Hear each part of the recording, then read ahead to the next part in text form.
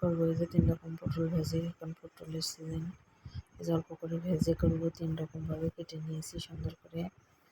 এই যে একটা চিকন ফালি ফালি করে কেটে লবণ আর হলুদ দিয়ে কড়াই দিয়ে দিয়েছি।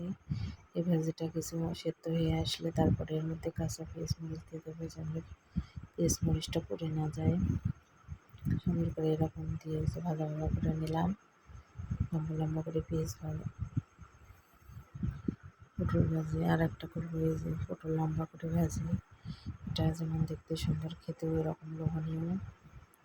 এই যে ভাজিগুলো হয়ে গেছে, উঠে নেবো।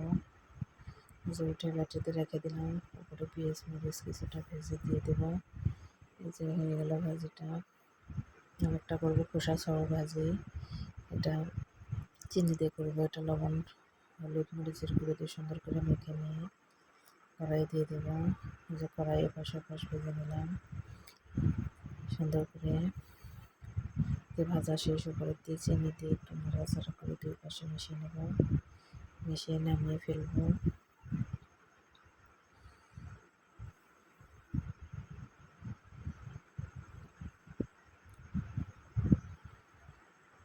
এটা ভাত পোলাও সবের সাথে ভালো লাগে। 3 রকমের ভাজি ভাজা শেষ, আর সঙ্গে গরুর মাংস ভাজি। গরুর মাংস সুন্দর করে ভাজি করে নিয়েছি।